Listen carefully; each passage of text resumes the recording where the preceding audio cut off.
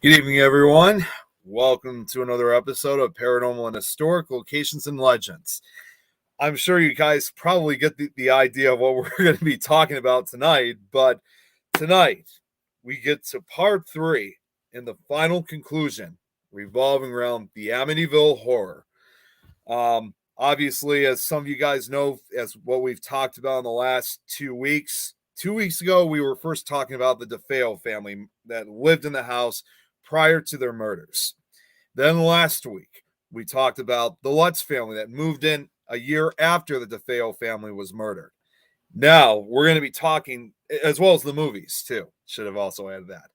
Now, we're going to be adding in uh, the controversial facts and the aftermath of not only the Lutz family, but also with um, the next, also the owners that also with the owners that took over the house afterwards and how it's passed hands over the decades.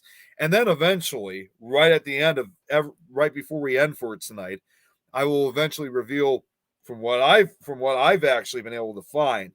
It's going to be relatively limited, but the true story of what really went on in that house, told by some of the people who actually lived there. Just before we get started, I would like to just give a quick few shout outs. Hey, Kelly, good to see you again. Thanks for tuning in. What's up, Jeremy? Good to see you. Hey, Natalie, appreciate you tuning in.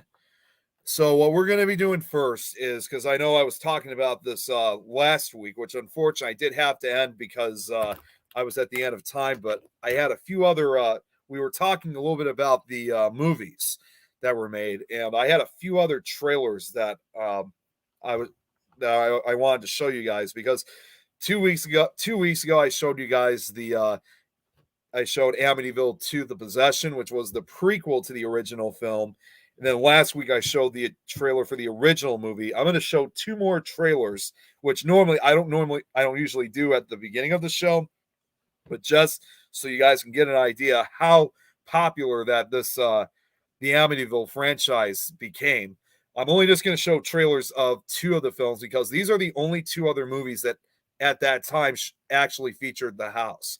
The rest of the movies that were made throughout the early to mid '90s were focused on supposedly possessed items that once lived in the house itself, which from that moment on was just made for entertainment. There was no truth to it at all. I think it was just trying to catch in how a lot of the horror movies had franchise at that time.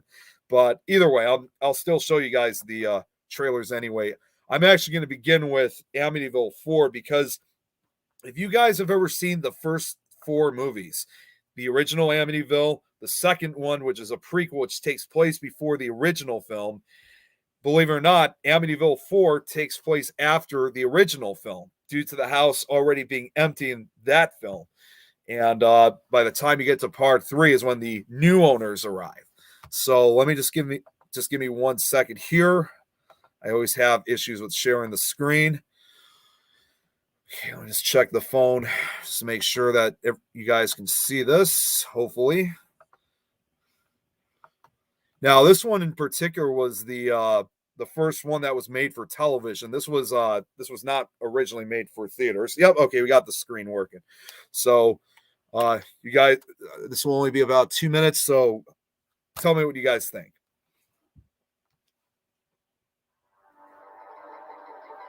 For centuries, the Amityville horror has remained in this house.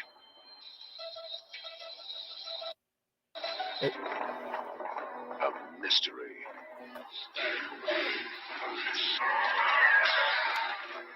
A fear.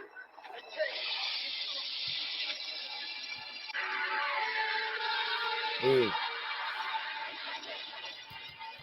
curse.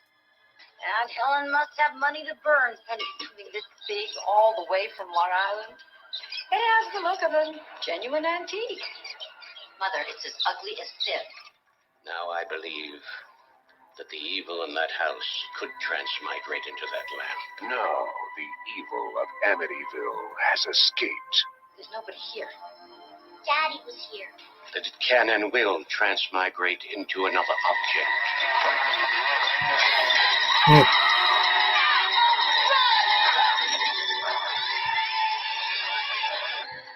And only one man can stop it. You want to go, is that it? I have to go. We have to get everyone out of that house now. What the shape of terror?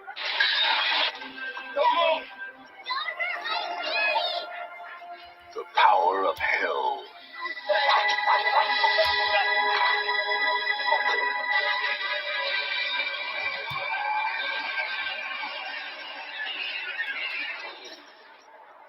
From the creators of the original Amityville comes the most terrifying chapter.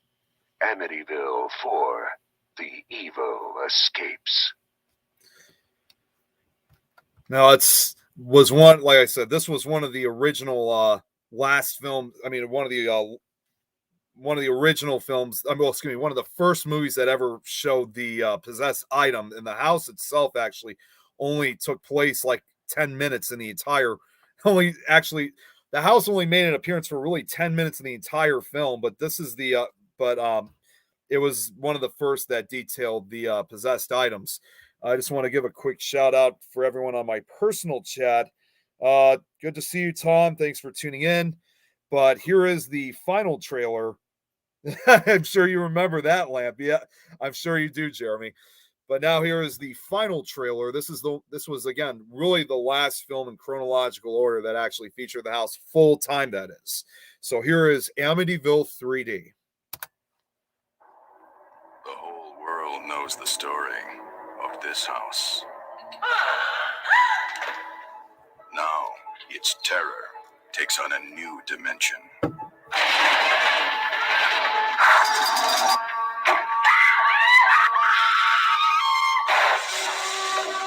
As the horror reaches out beyond the edge of the screen. Oh, wow. Get out! Everybody get out of the house!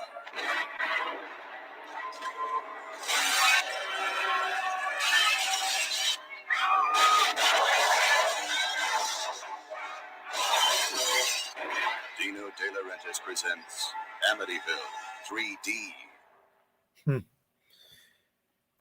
And yes, as it says here, this picture is not a sequel to the pictures of Amityville 2. I mean, sorry, that was a spam call.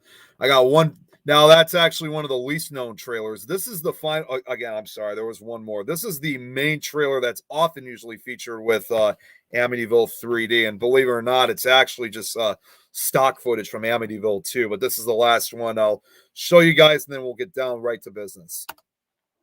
This house has a supernatural power to attract audiences.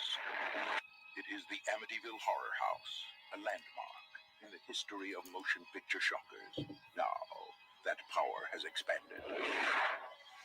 Amityville 3D, a film that will draw you into the unknown, envelop you in mystery, and engulf you in evil. A new dimension in the technology of terror. Yeah, it's really gone all over the place. But let's see. Let me just. All right, so you guys get the idea. So I don't really need to show any more of the trailers. I didn't plan on sharing. I didn't plan on sharing every single one of them. So let me just see now. I just got to share the screen again for the rest of the presentation. Just bear with me for a second. Oh, yes. Okay. I remember now. The segment this is actually another video clip, but this is more on the lines of the like I said, of the aftermath of Amityville. This was actually something involving the movie. I just want to see what it is first. If I could. Oh, wait a second. Oh, wait a minute. You got to click it here. Okay, so this is this is what I was going to present next. This was an actual again, I know there's obviously a lot more truth to it now than what supposedly was originally said, but I actually have a news clip here of an interview involving George and Kathy. Again, what they originally said was something I think a lot of us originally believed, but we now know that there's definitely a big change to this. So here is the clip. I don't know why my screen keeps going dark. So. 13 minutes of right now. Back in November 1975, 6 people were killed in an awful mass murder. I know it's got to be awful in a small town on Long Island. The town is called Amityville. The murders took place in this house. 1 year later, George and Kathleen Lutz bought the house and they moved into it with their 3 children. After living there for 28 days, they were convinced the house was possessed by some kind of evil force, and they left their belongings and they fled, and they were really terrified. The events that supposedly took place there during those 28 days have been put down in the best. It's about a 6-minute clip. Horror, and there is now a movie out, or about to come out, of the book. George and Kathleen Lutz are with us this morning to talk about what happened during those 28 days in Amityville. And James Brolin, super young man, actor. Thank you. Yes, much pleasure. Good to see you again, Jim. He plays George Lutz in the movie, and Jim is with us this morning, and it's great seeing you again. Great seeing you again. Lutzes, good morning to you both. Good morning. All right, first of all, the book and the movie depict all these kind of weird, strange things that happened in the house during those 28 days when you were there. What kind of things, George, happened? Physically, what were some of the things that happened that scared you? Well, at first, just moving into the house was fine. It's a lovely house. Yeah. And we enjoyed moving in. Within a week, Kathy's hand had been touched by something that we discussed and couldn't explain. It was just something unseen. Within Was it just in the daylight, or was it? Yes, It was during the day. right. Okay. We also had hordes of flies that would appear within 2 rooms. Flies. No matter how many times we would kill them, they would reappear. All right, now flies can be a real problem in this part of the country in the summer, Sure. in any house, you know. But if you have 2 or 3 or 4 within 1 room, that could be commonplace. And it But was when the you're winter. talking over 100, Well, this was the winter. yes, And you're talking about how many? over 100 Over flies 100 at flies. one time, and then you'd go around and kill them. They'd be lying on the floor. You'd come back an hour later, and they would be there more. Okay. There's something about green slime. What was that on the wall in the movie? This green slime comes out of the walls, right? George, did that happen? As the movie did it, not exactly, no. Yeah. It was more of a gelatin kind of substance that we thought the children had somehow mixed something up and spilled it around the house. The next time it happened, the kids were at school, and there was just no way to explain how it got there. Did you all call, a contractor or a carpenter or anybody to come and look and try to? We had Sure. several repairmen come in. Telephone repairman came 3 times because each time we would try and communicate with the priest, we would run into faulty connections. We had extreme fluctuations in the heat, between 40 and 50 degree fluctuations. 3 times the serviceman came in. One time he was there, he heard the furnace functioning, and yet there was no heat within the house. The temperature was at 40, and yet the thermostat read 80. Okay, no, but you had somebody inspect the entire heating system. Goodness knows those of us who live in the north know what can happen with heating systems in a house, especially old houses. George, there was also something about black, make it in the toilets, the water black and making the ceramic, the bowls or whatever The black. china itself, it wasn't in the water. The china itself turned black, and at first it was one bathroom and then another and then another. So that by the time the investigators got there, a number of them was still black. It was still that way.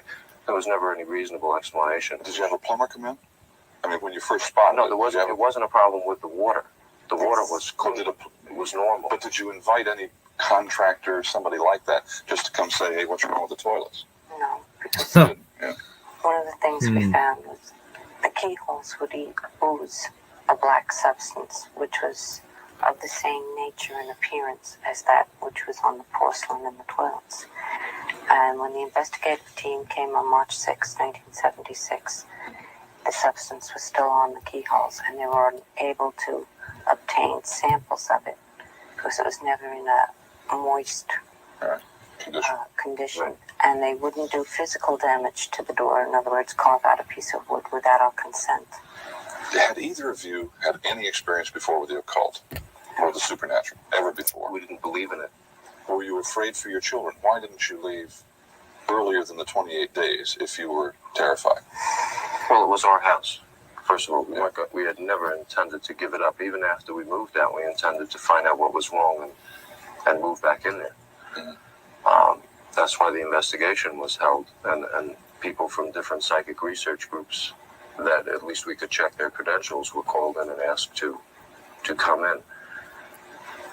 We've been asked many times why we stayed so long. It's very hard to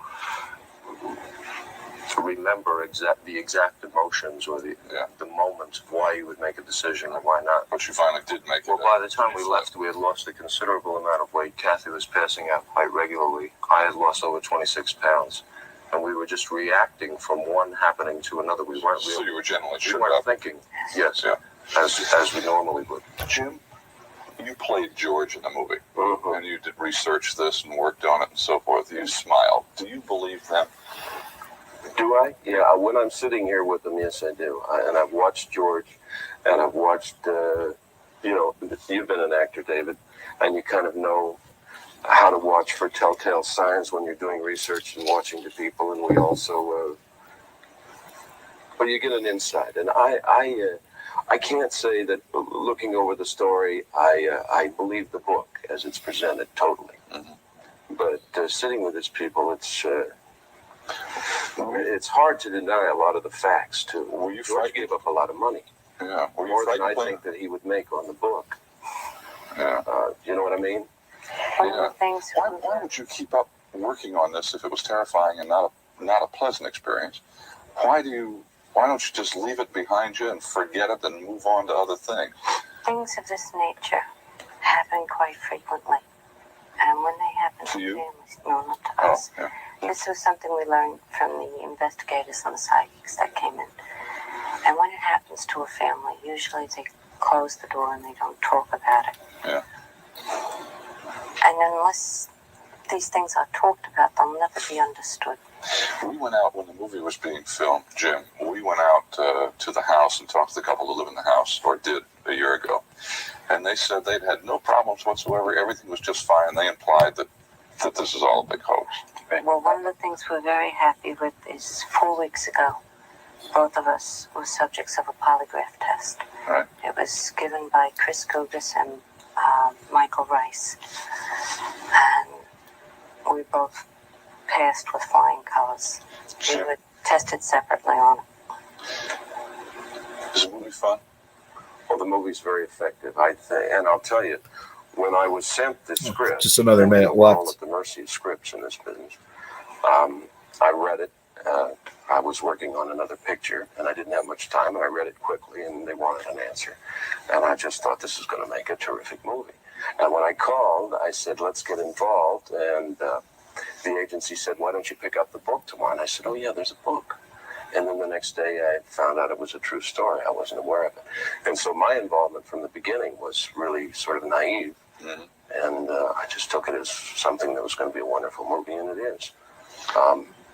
I didn't realize what I was getting into. George and Kathy Lutz, thanks for joining us today. Thank you very much, David David. Lutz, living in Southern California. Weather's better out there. Yeah. Jim, good seeing you again. Good seeing you, David. Thanks. Thank you. We'll be back after these words from General Foods Kool-Aid.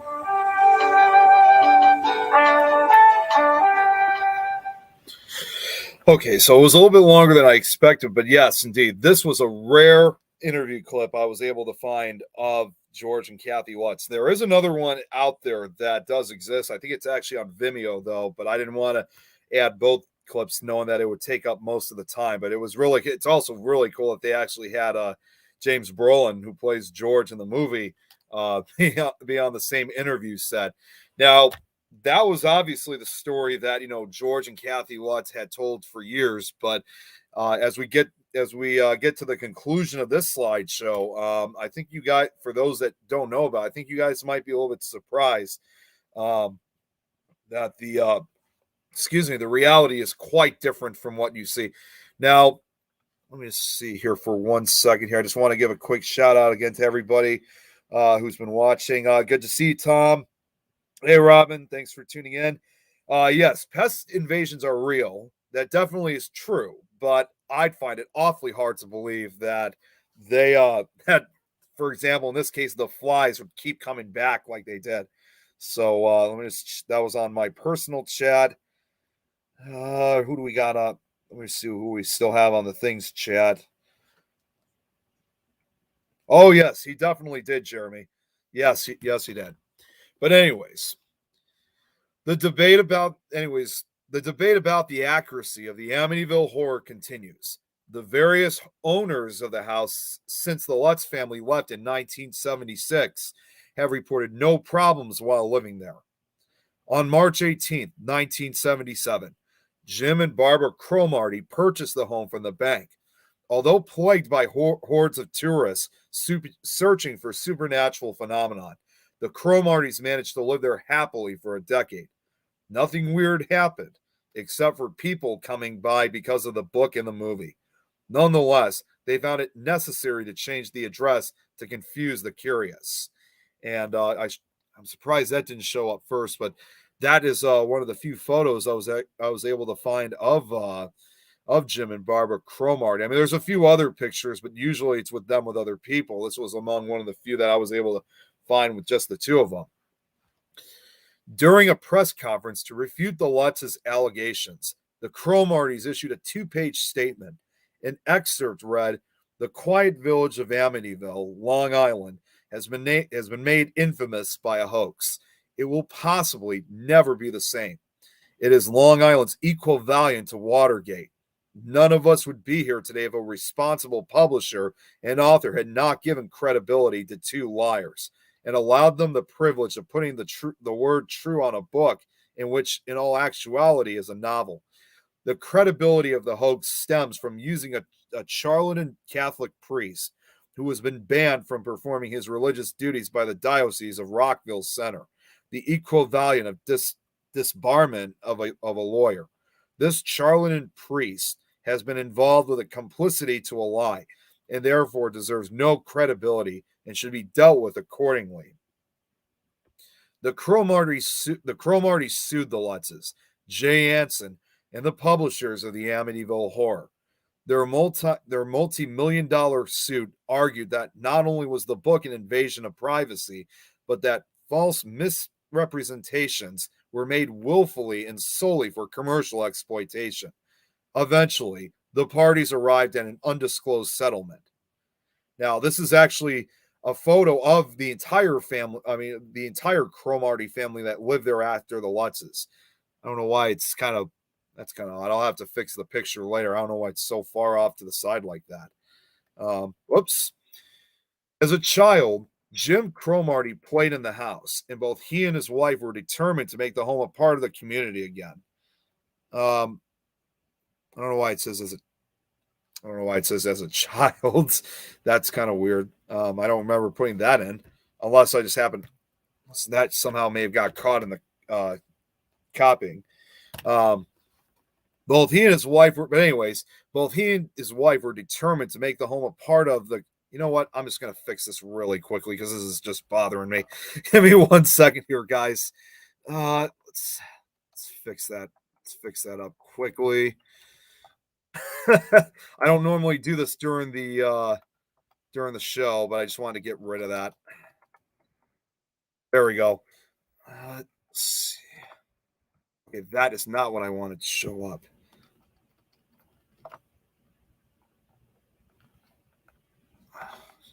Damn it, hang on. I'm having a technical issue. Royalty-free music. Get out of here. Okay, give me 1 second here. Geez, if only StreamYard was a lot more easier to share.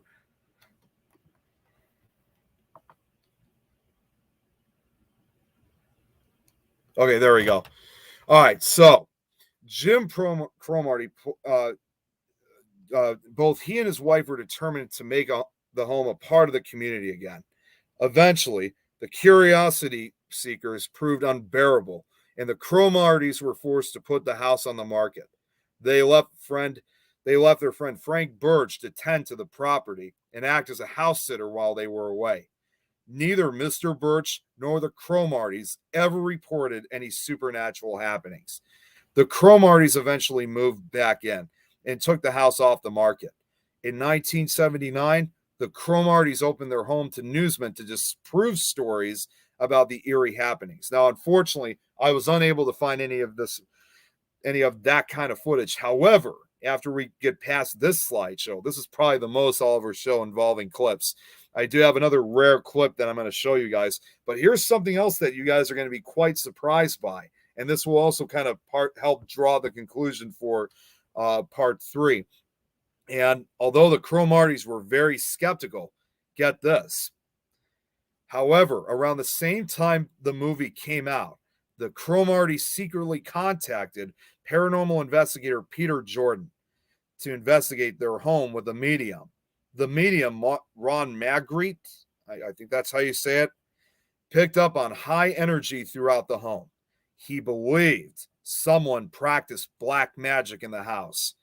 In a later interview with Barbara in 2015, when questioned about the supposed investigation, she declined to give any comments on the subject.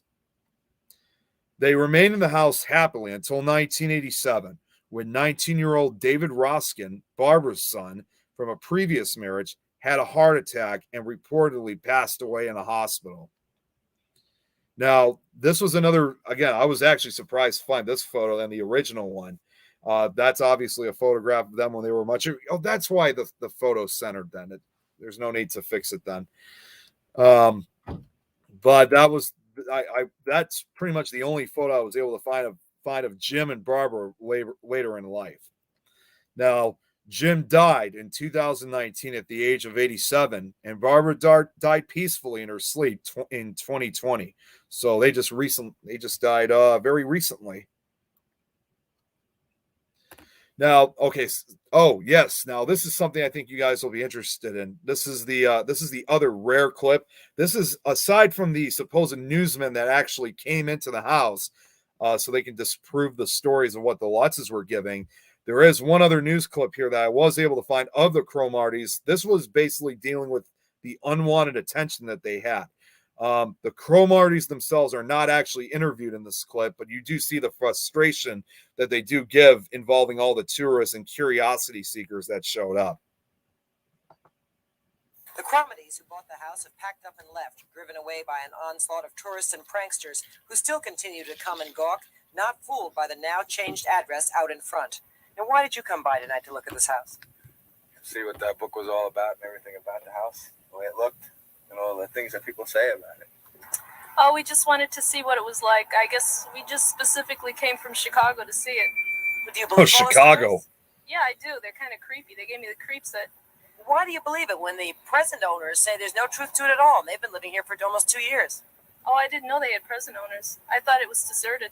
A man who said he was a friend of the Cromartys also came by, but insisted he not be photographed. You say a friend of yours lives here and you've been in the house. Is there any truth to all these stories that it's haunted and there are weird smells and slime and all those other things? Nothing at all. It's all a bunch of lies. Well, how do you feel about all these tourists coming by and the movie opening and all of this? What do you think of that? Well, I live right down the road and it's a pain in the neck because you can't even get down the block. But when we started rolling the cameras, I had no idea just how much of a pain in the neck it was for the man now temporarily living in the house. As Frank Birch and another man came to the porch, I walked up the driveway to talk to him. He refused and demanded I leave. I thought I did so fairly quickly, but apparently not quickly enough. Within minutes, a police car arrived, then another. Birch came out and told the police he was pressing charges. My crime, trespassing. I begged for mercy. None was forthcoming. I was shown into a police car and driven to the Amityville police station. Inside, officers pulled out 8 separate forms to be signed. I sat by nervously while my camera crew waited outside. Mercifully, I was finally able to convince Mr. Birch that I had not intended to cause any problems and had not in fact been aware I was trespassing. He signed forms rescinding his charges. I signed forms releasing him from charges of false arrest. We shook hands, and after more than an hour in captivity, I was finally free. Man, I can't imagine how much Frank Birch and the Cromartys had to deal with.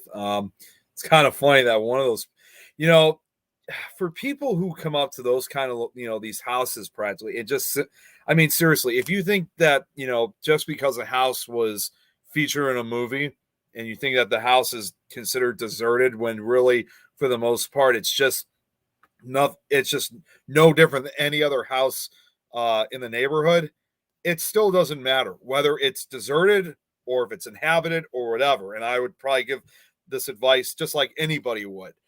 Do not ever trespass on houses or any of these kind of places. They, even if they're not owned, they are still considered private property. That's how we always do with these paranormal investigations. Is always want to ask for permission. So you got to get permission to come up, to head to these locations and do these investigations. So please, especially for a lot of the younger folks out there, you saw what happened in this clip.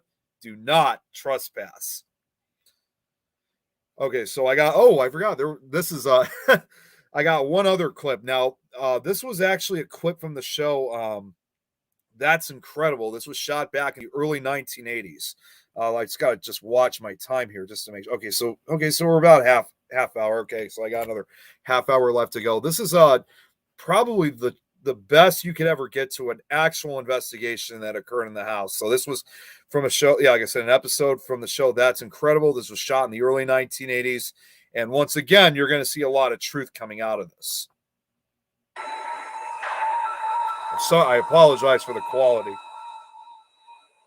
Thanks for tuning in, Robin. Feel if the goblins of Halloween occupied your house all year long? Even the most ardent prayers couldn't rid one house of ghoulies and ghosties, at least as they were reported to most of America in a recent shocking book and motion picture.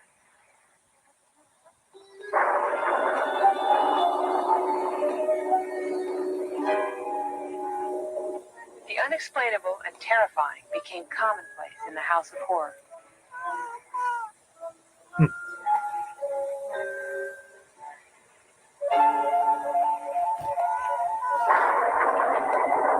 On the night of November 13th, 1974, Ronald DeFeo brutally murdered 6 members of his family in their lovely house in Amityville, Long Island.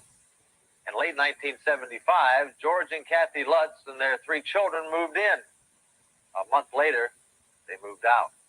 They claimed they'd experienced a horrifying period of demonic possession. The house stood empty for a long time. After all, why would anybody want to call such a ghost-plagued house home? Jim Cromartie and his family bought and moved into the house. Let him tell you why. I've had uncles and aunts okay. of mine who... Let me just pause this just for a quick second, guys. I do apologize. This is actually a clip I haven't even seen yet, so I'm kind of whoops, I'm sorry. This was quite just as amazing to me as it is for those who are watching. Let me fast forward. Sorry about that. Ronald DeFeo. In late 1975, George and Kathy Lutz and their 3 children moved in. A month later, they moved out. They claimed they'd experienced a horrifying period of demonic possession. The house stood empty for a long time. After all, why would anybody want to call such a ghost-plagued house home? Jim Cromartie and his family bought and moved into the house. Let him tell you why. I've had uncles and aunts of mine who have played in this house as children, played in this house myself as a child. Huh. And there's no doubt about the tragedy that took place. To be very honest, the reason we bought the house at the time was it was a good buy. And because we loved the house. It is a beautiful house. And we really felt that once we moved in, we changed the number, we repainted it, and we made it a beautiful part of the community again. We really thought everything would just go away. We never dreamt what would take place here. The fame of the Amityville house brought the gawkers, the tourists, and the traffic jammers.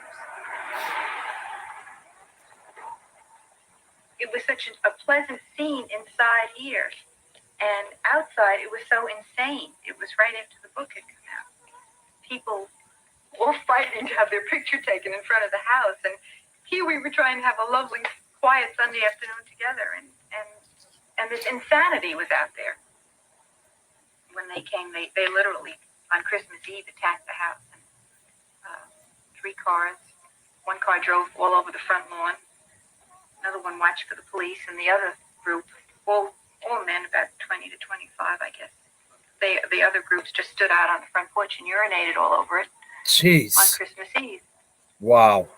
The normally law-abiding community faced new police problems.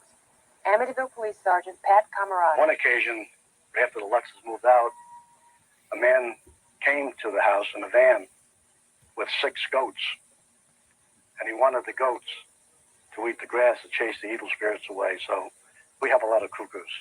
One of the police officers saw 2 young couples outside of the building. One of the girls was in hysterics, more or less. And the policeman figured maybe he could help her, and he asked her what the trouble was. She told him she had vibrations, and she was all upset because of the house. He told her, you should not buy the house, you buy the yacht club, and she turned it off just like that.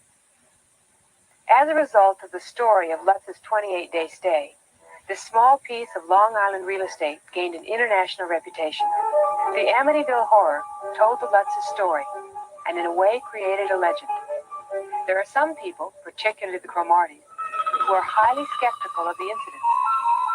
For example, it's written, quote, January 13th. Amityville was hit by another storm of hurricane strength. Sleet was pelting all of Long Island. It's a very simple thing to write to the National Weather Bureau down in Washington, just for the weather, on the dates that coincide with the book. And they will see for themselves that none of the weather coincides. Not one day, not one snowflake, not one raindrop. Quote, December 29th. Father Mancuso could no longer ignore the red splotches in the palms of his hands, nor the excruciating pain he felt when he touched the sore spots. Ooh. As far as the priest goes, he testified in federal court in Brooklyn in October, I think it was, that he had only come to this house once to bless it. As far as the rest of the book goes, none of it was true. He did not have any of the afflictions on his hands and the sores and the stench and anything that was mentioned either in the book or in the movie. None of that was true, and this is under oath in federal court. the transcript of the trial does not reflect the denial by the priest. In fact, no specific mention is made of sores and afflictions that he suffered, either pro or con. Film audiences were led to believe that a window shattered. This is the window. You can see that it's exactly the same as it has been for the last 51 years. The house was built in 1928. There's all the old paint, the old putty. Nothing's been disturbed. Perfectly innocent windows. This is the original banister. In the book, it was supposed to have been torn out of its hinges and completely demolished or something. As you can see, it is the original banister. It's been here, like everything else, 50 years, and it's still in perfect condition. Quote, January 2nd. Holding his nose, George forced open the paneling and shone his flashlight around the red-painted walls. The stench of human excrement was heavy in the confined space. It formed a choking fog. My name is Patty Camarado. I was friends with Allison DeFeo, a girl who was murdered with the rest of her family here in 1974. This I'm going to show you is the mysterious red room that's so noted for in the book. This door, which they say was never here, was here, is here, always will be here, I suppose. This is the red room. Oh, the red room. Nothing more than a storage area where Allison and her brothers and I used to keep toys. Just red, you know? There was never any feeling of spirit presence or ghosts or any sort of thing like that. It was just a play area. We used to keep toys. Nothing more than that.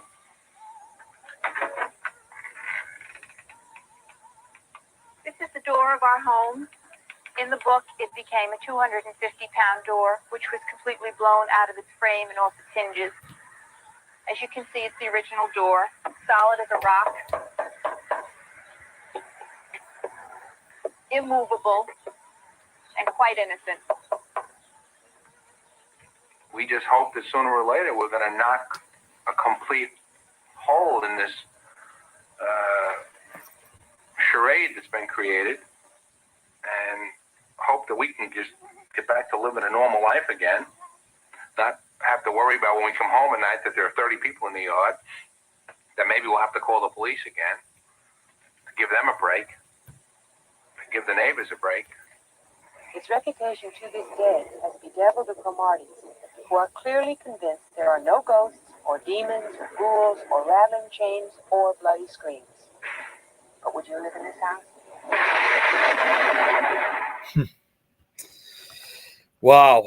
Okay, so like I said earlier, I actually did not see this clip, so that was quite surprising to me, as it probably was to you guys. Anyways, I'm gonna have to move just a little bit quicker because I only do have about 20 minutes left. Now, before I forget, now this photo right here, believe it or not, guys, I mean, this photo is not an actual image that I grabbed from Google Image. This was actually sent to me by one of my fellow investigators and right-hand men, Tom McNicholas. Although he was not like, I would assume he was not like some of these other curious onlookers. This was a photo that he took back in 1986. Now, you can clearly see that the house still has the eye windows to it, but now had the fake windows in between. So this was pretty much right around the time they started kind of remodeling and changing parts of the house in order to deter all these curious onlookers from visiting the house. So but that I gotta be honest though, Tom took a really great photo of that house. So Tom, I wanted to make sure I gave you the credit for that. Thank you so much for sending me this rare photograph. I know, of course, there's a few other photographs, obviously, that are on Google, but to be actually be sent a personal image from someone who I actually know, for that I thank you. So thank you, Tom. Now, on August 17th, 1987, Peter and Jean O'Neill purchased the house from the Cromartys. During their stay, they changed the famed eye windows to square ones and filled in the DeFeo pool. Since the yearly property taxes are in excess of $10,000, neighbors state that the O'Neills moved to save money for their children's college tuition. On June 10th, 1997, Brian Wilson, and no, not the Beach Boys, Brian Wilson, purchased the house for approximately $310,000. Since then, Wilson has renovated the property. Among the many improvements, he has strengthened the foundation of the sinking boathouse and added a sunroom to the back of the house. And that was actually, and again, you could see that the classic eye windows now have been taken out. This was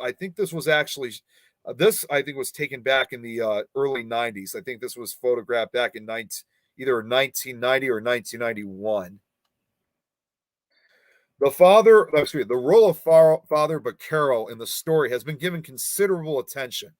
During the course of the lawsuits surrounding the case in the late 1970s, Father Baccaro stated in a affidavit, I can't even say the word, of the lawsuits, that his only contact with the Lutzes concerning the matter had been by telephone. Other accounts say that Father Baccaro did visit the house, but experienced nothing unusual there. The claims of physical damage to the locks, doors, and windows were rejected by Jim and Barbara Cromarty, as you guys saw in the clip, who bought the house for $55,000, equivalent to $235,000 in 2020, in March 1977.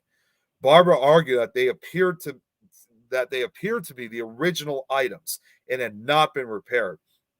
The Cromartys also revealed that the Red Room was a small closet in the basement, and it would have been known to the previous owners of the house, the Lutzes, that is, because it was not concealed in any way. The claim made in Chapter 11 of the book that the house was built on a site where the local Shinnecock Indians had once abandoned the mentally ill and the dying were rejected by local Native American leaders. And again, that's actually one of the few photos I was able to find of the Red Room itself. And I don't even know if I'd really consider that a Red Room, since most of the walls were already kind of chipping apart. The claim of cloven hoof prints in the snow on January 1st, 1976 was rejected by researchers Rick Moran and Peter Jordan, whose investigation revealed that there had been no snowfall at that time. Neighbors reported nothing unusual during the time that the Lutzes were living there. Police officers are depicted visiting the house in the book and 1979 film, but records show that the Lutzes did not call the police during the period that they were living on Ocean Avenue. There was also no bar in Amityville called the Witch's Brew at the time. Critics, including Stephen Kaplan, have pointed out that changes were made to the book as it was reprinted in different editions. In May, George and Kathy Lutz filed a lawsuit against William Weber, the defense lawyer for Ronald DeFeo Jr. at his trial. Paul Huffman, a writer working on an account of the hauntings, Bernard Burton, and Frederick Mars, both alleged clairvoyants who examined the house, along with Good Housekeeping magazine, the New York Sunday News, and the Hearst Corporation. The Lutzes alleged misappropriation of names for trade purposes, invasion of privacy, and mental distress. The claims against the news corporations were dropped, and the remainder of the lawsuit was heard by Brooklyn U.S. District Court Judge Jack B. Weinstein.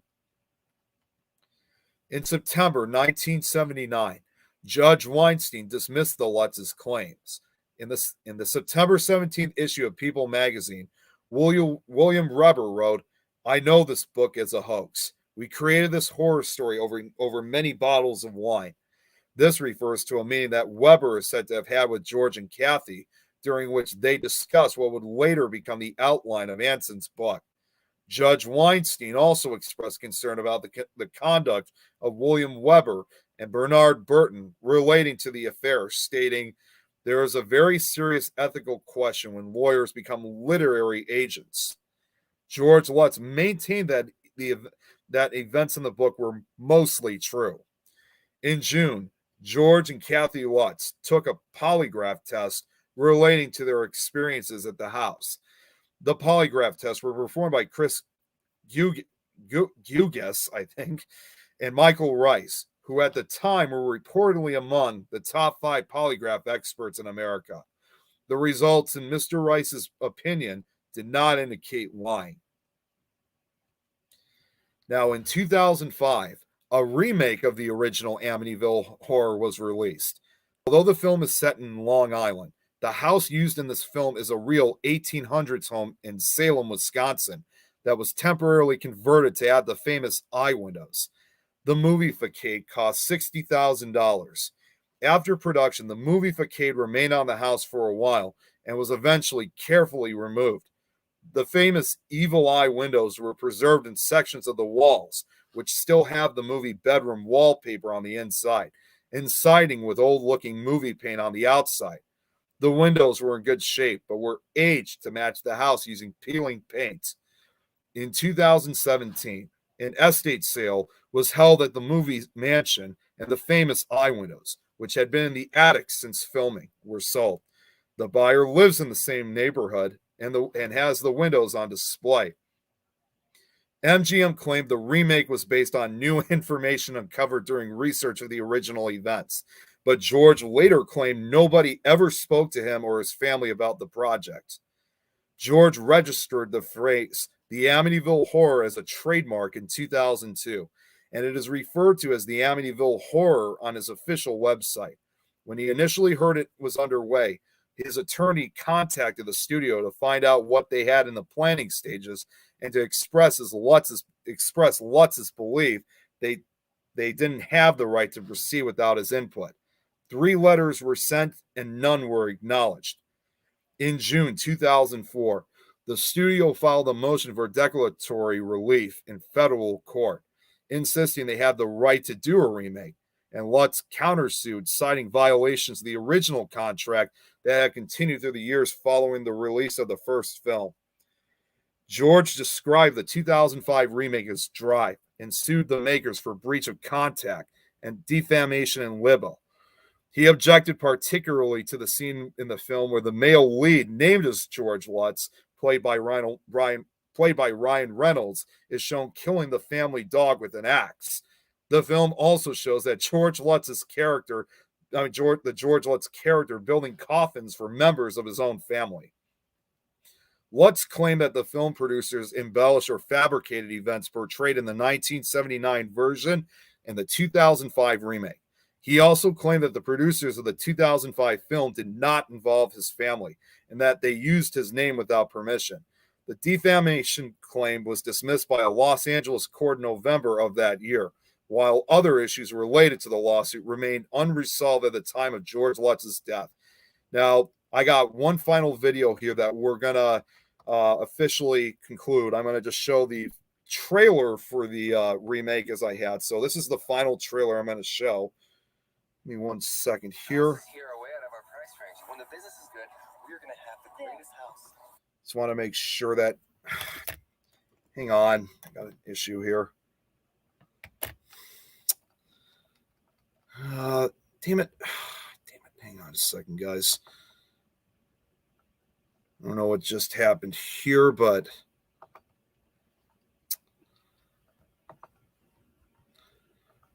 Okay, only got 10 minutes left, so... Let's try this again.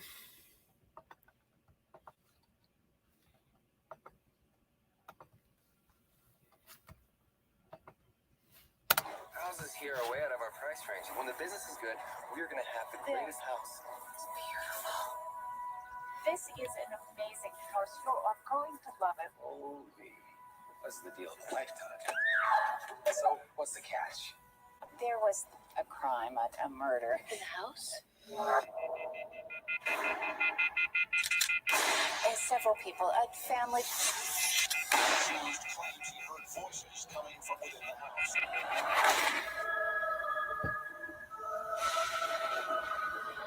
Well, houses don't kill people.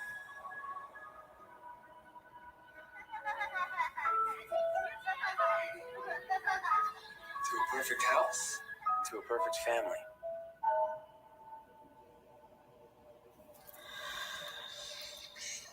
Who are you talking to? The girl who lives in my closet. And what's her name? Jody.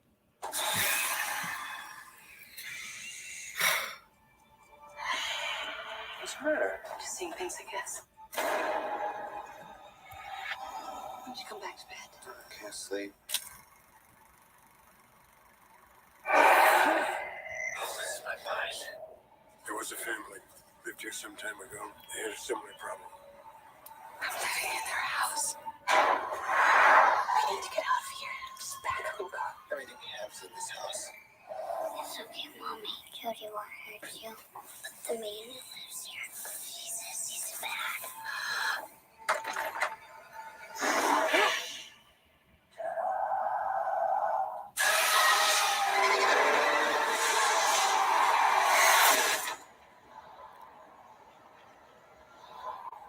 Almighty God, bless and sanctify this house. Open the door! It's not opening! I can't open it! George?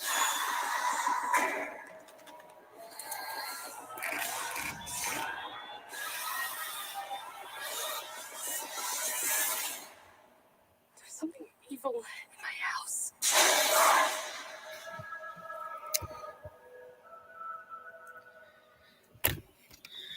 Yeah, Josh, I just saw your comments. I mean, yes, indeed. I wasn't too crazy about I wasn't very much into the remake myself. I mean, there's some interesting moments to it, but for the most part, I'm just not very much big onto that too. Okay, that is not where I want it to be. I don't know why it keeps let's try that again. Okay. Okay, I don't know how I ended up on the same segment, but okay, we're just okay. Hang on, let me just make sure you guys can see the. I don't know what's going on here, but for some reason it's not. Oh man, this thing sometimes gets so frustrating. We're just about right at the end, so we're gonna end right on time. I just got 5 minutes left. If I can get the damn thing to. Okay, that's not what I was looking for. We only got like 3 slides left, so bear with me for just a moment here.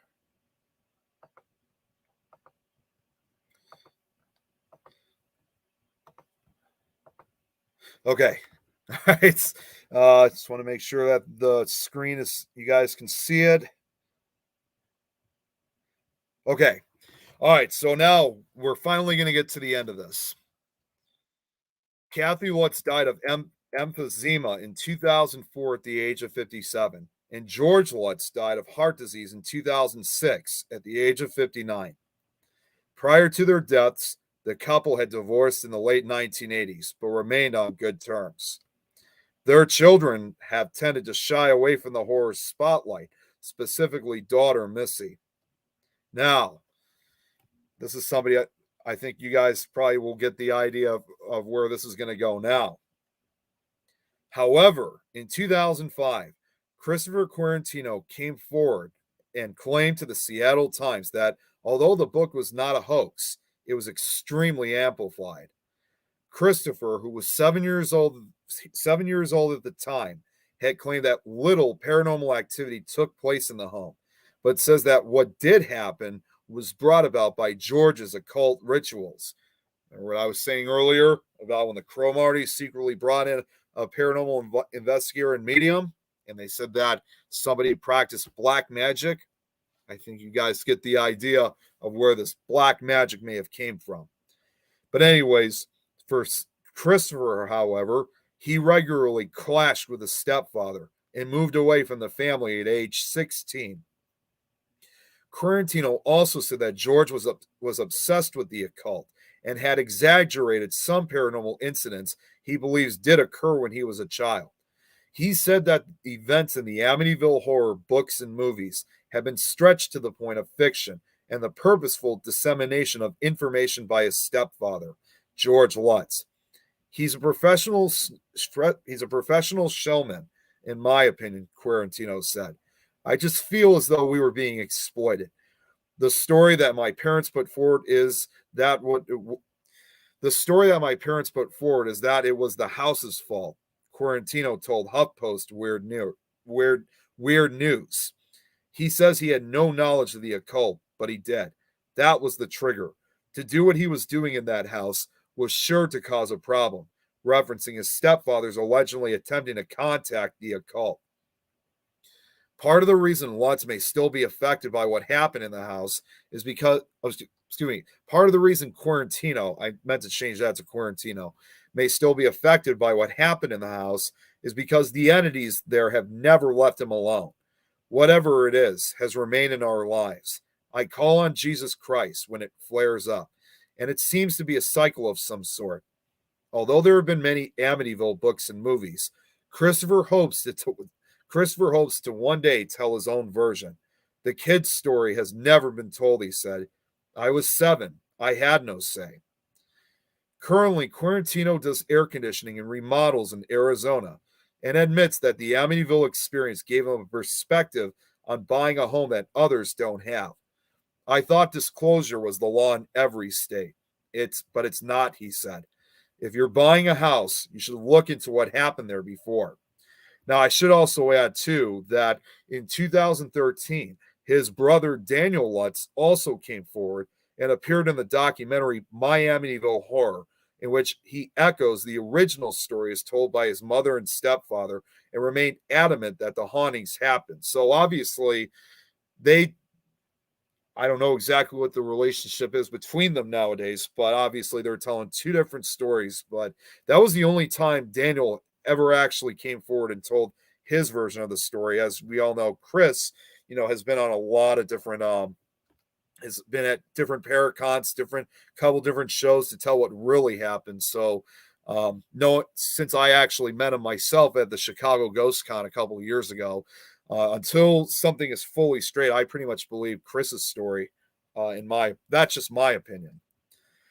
Daniel, who was 9 years old at the time, also makes additional claims that both he and George were possessed and that George demonstrated telekinetic abilities, but his reliability has been questioned. So you can kind of understand why they basically, why his story is a little bit more suspicious than Chris's. However, it should be noted, though, that both brothers strongly suggest that George is dabbling in inviting mysterious and dangerous forces into their lives due to his interest in the occult, may have initiated the demonic events. Now, Since the renovation was anything but cheap, it is quite preposterous to think that a malevolent force resides there. The only thing the current house owners want is for the hoax to end and for the tourists to leave them alone so they may enjoy their property in peace. Today, the house known as 112 Ocean Avenue still exists, but it has been renovated and the address changed in order to discourage sightseers from visiting. The famous quarter round eye windows have been removed, and the house looks considerably different from its depictions in the films. The house in Tom's River, used as the location for the first three films, has also been modified for the same reason, as well as the house in Wilmington, briefly used as the location for the fourth film, and in Salem, used as the location for the remake. There have been no further reports of paranormal activity from the recent residents of the now 108 Ocean Avenue home. The house that was once purchased for $80,000 in 1975 was recently sold for $950,000. In May 2010, the house was placed on the market with an asking price of $1.15 million. In August, the house was sold by Brian Wilson to an unknown local resident for $950,000.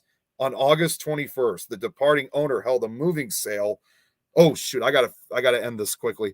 Held a moving sale at the house, and hundreds of people turned up for the event. They were allowed to go inside the house, but not to visit the upstairs rooms or the basement. The notorious house has passed through the hands of several owners since the Lutzes lived there, and no one else has ever reported any spooky happenings. And that concludes it, guys. We are now officially at the end of the trilogy of the Amityville Horror. I'm going to just give a very quick shout out for everybody who's tuned in. Okay, I'm not going to be able to read all of them. I'll have to respond to them later. But Jeremy, you're good to keep going as far as Things Network goes. Jeremy, I'd love to do that, but at the same time, though, I don't know if there's another show that's waiting for me to end on the Pack channel. But I'm just going to say very quickly, guys, wow, this was quite a show, or a trilogy, if you will. I just got to say, I want to thank you guys so much for these last 3 weeks for actually being able to listen from beginning to end of the whole Amityville horror story. I'm sure I'm probably going to do it again, probably in the future. Of course, I got to make some corrections on parts of the slideshow, which I will do immediately. Thank you very much, Natalie. So again, I really can't thank you guys enough. I mean, this is. I mean, I think a lot of you guys are going to agree. This was probably among some of the best shows I've done so far. I mean, episodes I've done so far on the show. For next week's episode, which I'm going to just announce quickly because I really got to get off here. Next week, we're going to be looking into, I'm sure some of you guys know this place, Wolf Manor out in California. Sadly, it's no longer there, but I'm still going to tell the story whatsoever. Again, I do apologize for not responding back to a lot of the comments here. Again, I'll just respond back through typing. Yes, Jeremy, it definitely was. Thank you. Thank you, Josh. Very much appreciate it. Thank you, Natalie. But no, seriously, guys, I'm very. I mean, this was quite a journey to it. So, but anyways, yeah, that's what we're gonna do next week. We're gonna look into Wolf Manor. Again, I can't thank you guys all enough for this. This was a lot of fun. I can't wait to do it again. And I will see you guys next week. You guys all have a great night.